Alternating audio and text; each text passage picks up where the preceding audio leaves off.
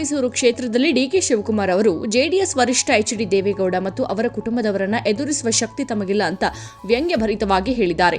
ಇತ್ತೀಚಿನ ವಿಧಾನ ಪರಿಷತ್ ಚುನಾವಣೆ ಫಲಿತಾಂಶ ಕಾಂಗ್ರೆಸ್ಗೆ ಬಲ ತುಂಬಿಸಿದೆ.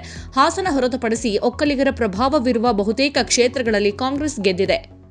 ಚುನಾವಣೆಯಲ್ಲಿ ಕಾಂಗ್ರೆಸ್ ಪರ ಜನಾಭಿಪ್ರಾಯ ವ್ಯಕ್ತವಾಗ್ತಾ ಇದೆ. ಬಿಜೆಪಿ ಬುಡವೇ ಅಲ್ಲಾಡ್ತಾ ಇದೆ ಎಂಬ ಸಿದ್ದರಾಮಯ್ಯ ಹೇಳಿಕೆಗೆ ತಿರುಗೇಟು ನೀಡಿರುವ ಸಿಎಂ ಬೊಮ್ಮಾಯಿ ಕಾಂಗ್ರೆಸ್ನವರಿಗೆ ಬುಡವೇ ಇಲ್ಲ ಅಂತ ಹೇಳಿದ್ದಾರೆ. ರಾಜ್ಯದಲ್ಲಿ ಕಾಂಗ್ರೆಸ್ ಪಕ್ಷ ಅಧಿಕಾರಕ್ಕೆ ಬರುವ ಕನಸು ಕನಸಾಗಿಯೇ ಉಳಿಯಲಿದೆ. ಕನಸು ಕಾಣುವವರು ಕಾಣಲಿ, ಕನಸಿಗೆ ತೆರಿಗೆ ಕಟ್ಟಬೇಕಿಲ್ಲ ಅಂತ ಹೇಳಿದರು. ರಾಜ್ಯದ ಹಲವು ಸ್ಥಳೀಯ ಸಂಸ್ಥೆಗಳ ಚುನಾವಣೆಯಲ್ಲಿ ನಮ್ಮ ಪಕ್ಷದ ಅಭ್ಯರ್ಥಿಗಳಿಗೆ ಆಶೀರ್ವಾದ ಮಾಡುವ ಮೂಲಕ ಜೆಡಿಎಸ್ ಕಥೆ ಮುಗಿದೇ ಹೋಯಿತು ಎನ್ನುವವರಿಗೆ ಮತದಾರರು ಉತ್ತರ ಕೊಟ್ಟಿದ್ದಾರೆ ಅಂತ ಎಚ್.ಡಿ. ಕುಮಾರಸ್ವಾಮಿ ವಿರೋಧಿಗಳಿಗೆ ಟಾಂಗ್ ಕೊಟ್ಟರು. ಬಿಡದಿ ಸ್ಥಳೀಯ ಸಂಸ್ಥೆ ಚುನಾವಣೆ ಸೇರಿದಂತೆ ರಾಜ್ಯದ ಬಿಜಾಪುರ, ರಾಯಚೂರು, ಶಿರಾದಲ್ಲಿಯೂ ನಮ್ಮವರು ಗೆದ್ದಿದ್ದಾರೆ ಎಂದರು. 2022 ಜನವರಿ 3 ಸೋಮವಾರ ಲಸಿಕಾ ಅಭಿಯಾನ ಆರಂಭಗೊಳ್ಳಲಿದೆ ಅಂತ ಮೋದಿ ಘೋಷಣೆ ಮಾಡಿದ್ದಾರೆ. ಸಿಎಂ ಬೊಮ್ಮಾಯಿ ಜಿಲ್ಲಾ ಉಸ್ತುವಾರಿ ಸಚಿವರು ಶಾಸಕರಿಗೆ ಪತ್ರವನ್ನ ಬರೆದಿದ್ದಾರೆ.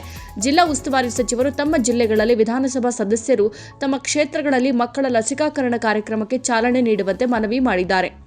ಕೊರೋನಾ ನಿಯಂತ್ರಣಕ್ಕೆ ಜಾರಿಗೊಳಿಸಲಾದ ರಾತ್ರಿ ಪ್ರತಿಬಂಧಕಾಜ್ಞೆ ವೇಳೆ ನಿಯಮ ಮೀರಿ ಸಂಚರಿಸಿದ 74 ವಾಹನಗಳನ್ನು ಮೊನ್ನೆ ಜಪ್ತಿ ಮಾಡಲಾಗಿದ್ದು, ಒಟ್ಟು 196 ವಾಹನಗಳನ್ನು ಪೊಲೀಸರು ವಶಕ್ಕೆ ಪಡೆದುಕೊಂಡಿದ್ದಾರೆ. ನಿನ್ನೆ 67 ಸೇರಿ ಒಟ್ಟು 177 ದ್ವಿಚಕ್ರ ವಾಹನ, 1 ಆಟೋ ಸೇರಿ 5 ತ್ರಿಚಕ್ರ ವಾಹನ, 4 ಚಕ್ರದ 6 ವಾಹನ ಸೇರಿ ಒಟ್ಟು 15 ವಾಹನಗಳನ್ನು ವಶಪಡಿಸಿಕೊಳ್ಳಲಾಗಿದೆ. ಕನ್ನಡ ಚಳವಳಿ ಹೋರಾಟಗಾರ ವಾಟಾಳ್ ನಾಗರಾಜ್ ಕರೆ ನೀಡಿರುವ ಇಂದಿನ ಕರ್ನಾಟಕ ಬಂದ್ ಯಶಸ್ವಿಯಾಗಲ್ಲ ಅಂತ ಗೃಹ ಸಚಿವ ಆರಗ ಜ್ಞಾನೇಂದ್ರ ತಿಳಿಸಿದರು. ಬಂದ್ ಯಶಸ್ವಿಯಾಗಲ್ಲ ಎನ್ನುವುದು ನಮಗೆ ಗೊತ್ತಿದೆ. ಕನ್ನಡ ಪರ ಸಂಘಟನೆಗಳೇ ಬಂದ್ನಿಂದ ಹಿಂದೆ ಸರಿದಿವೆ. ಶಾಂತಿಯುತ ಪ್ರತಿಭಟನೆಗಳಿಗೆ ಅವಕಾಶವಿದೆ, ಆದರೆ ಬಂದ್ಗೆ ಅವಕಾಶವಿಲ್ಲ ಅಂತ ಹೇಳಿದರು. ರಾಜ್ಯದ ನಗರವಾಸಿಗಳು, ಪಟ್ಟಣವಾಸಿಗಳು ಅಭಿಪ್ರಾಯ ಕಾಂಗ್ರೆಸ್ ಪರ ವಾಲ್ತಾ ಇದೆ ಅನ್ನೋದಕ್ಕೆ ನಗರ ಸ್ಥಳೀಯ ಸಂಸ್ಥೆಗಳ ಚುನಾವಣಾ ಫಲಿತಾಂಶವೇ ಸ್ಪಷ್ಟ ನಿದರ್ಶನ ಅಂತ ಡಿಕೆ ಶಿವಕುಮಾರ್ ಹೇಳಿದರು. ನಾನು ಅಧ್ಯಕ್ಷನಾದ ಮೇಲೆ ಮಾತ್ರ ಕಾಂಗ್ರೆಸ್ ಚುನಾವಣೆಗಳನ್ನ ಗೆಲ್ತಾ ಇಲ್ಲ.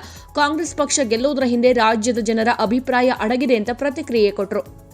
ಕನ್ನಡಿಗರು ಮತ್ತು ಮರಾಠಿ ಸಮುದಾಯಗಳ ನಡುವೆ ದ್ವೇಷದ ವಿಷಬೀಜ ಬಿತ್ತಿ ರಾಜ್ಯದಲ್ಲಿ ಶಾಂತಿ ಕದಡಿ ಜನಾಂಗೀಯ ಸಂಘರ್ಷ ಉಂಟು ಮಾಡ್ತಾ ಇರುವ ಎಂಇಎಸ್ ಮತ್ತು ಶಿವಸೇನೆಯನ್ನ ನಿಷೇಧಿಸುವಂತೆ ಒತ್ತಾಯಿಸಿ ಕರ್ನಾಟಕ ರಕ್ಷಣಾ ವೇದಿಕೆ ರಾಜ್ಯಾಧ್ಯಕ್ಷ ಟಿ.ಎ. ನಾರಾಯಣಗೌಡ ನೇತೃತ್ವದಲ್ಲಿ ನಿನ್ನೆ ಬೃಹತ್ ಪ್ರತಿಭಟನೆ ನಡೆಸಿ ರಾಜ್ಯಪಾಲರಿಗೆ ಮನವಿ ಸಲ್ಲಿಸಲಾಯಿತು.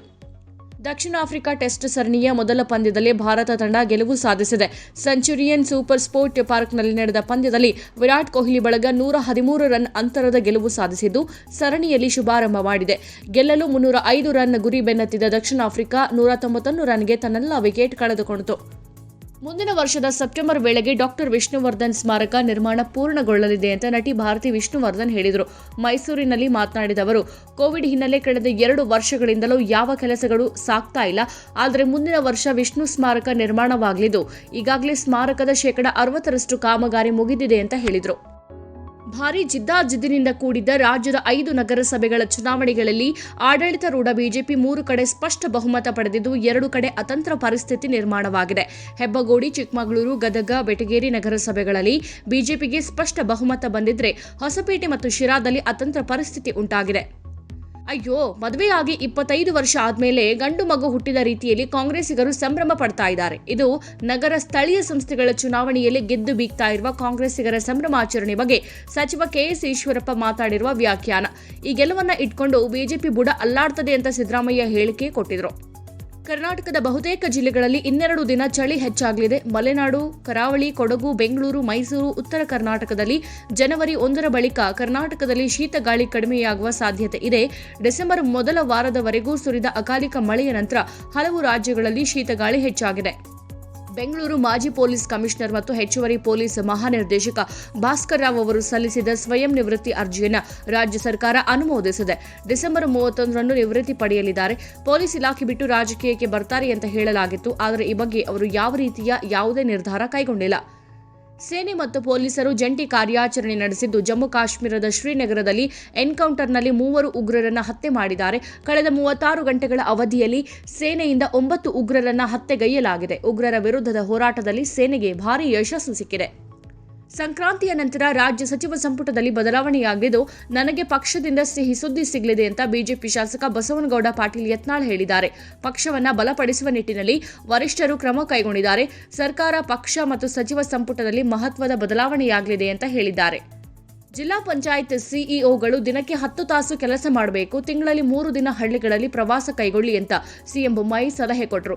ಕಾರ್ಯಕ್ರಮಗಳ ಪರಿಣಾಮಕಾರಿ ಅನುಷ್ಠಾನಕ್ಕೆ ಗಮನ ಕೇಂದ್ರೀಕರಿಸಿ ಜನಪ್ರತಿನಿಧಿಗಳನ್ನು ವಿಶ್ವಾಸಕ್ಕೆ ತೆಗೆದುಕೊಂಡು ಅವರ ನೆರವು ಪಡೆದುಕೊಂಡು ಕಾರ್ಯನಿರ್ವಹಿಸಿ ಜನರ ಸಮಸ್ಯೆ ಬಗೆಹರಿಸಿ ಅಂತ ತಿಳಿಸಿದರು. ಕನ್ನಡ ವಿರೋಧಿ ಕೃತ್ಯ ಎಸಗಿದ ಹಿನ್ನೆಲೆಯಲ್ಲಿ ಎಂಇಎಸ್ ನಿಷೇಧಕ್ಕೆ ಆಗ್ರಹಿಸಿ ಕನ್ನಡ ಪರ ಸಂಘಟನೆಗಳು ಕರೆ ಕೊಟ್ಟಿದ್ದ ಡಿಸೆಂಬರ್ 31 ಕರ್ನಾಟಕ ಬಂದ್ ಅನ್ನು ವಾಪಸ್ ತೆಗೆದುಕೊಳ್ಳಲಾಗಿದೆ. ಡಿಸೆಂಬರ್ 31ರಂದು ಬಂದ್ಗೆ ಕರೆ ಕೊಟ್ಟಿದ್ದ ಕನ್ನಡ ಪರ ಸಂಘಟನೆಗಳ ಒಕ್ಕೂಟದ ಮುಖಂಡ ವಾಟಾಳ್ ನಾಗರಾಜ್ ಸ್ವತಃ ಈ ವಿಷಯವನ್ನು ಬಹಿರಂಗಪಡಿಸಿದ್ದಾರೆ. ಮೇಕೆದಾಟು ಯೋಜನೆಯನ್ನು ತ್ವರಿತವಾಗಿ ಅನುಷ್ಠಾನಗೊಳಿಸಬೇಕು ಅಂತ ಆಗ್ರಹಿಸಿ ಉದ್ದೇಶಿಸಿರುವ ಪಾದಯಾತ್ರೆ ಬಗ್ಗೆ ಚಾಮರಾಜನಗರ ಜಿಲ್ಲೆಯ ಜನರಲ್ಲಿ ಜಾಗೃತಿ ಮೂಡಿಸೋಕೆ ಹಾಗೂ ಸದಸ್ಯತ್ವ ನೋಂದಣಿ ಕಾರ್ಯಕ್ರಮಕ್ಕೆ ಚಾಲನೆ ನೀಡುವುದಕ್ಕಾಗಿ ಸಿದ್ದರಾಮಯ್ಯ, ಡಿಕೆ ಶಿವಕುಮಾರ್ ಜನವರಿ 2ರಂದು ಚಾಮರಾಜನಗರಕ್ಕೆ ಭೇಟಿ ನೀಡಲಿದ್ದಾರೆ.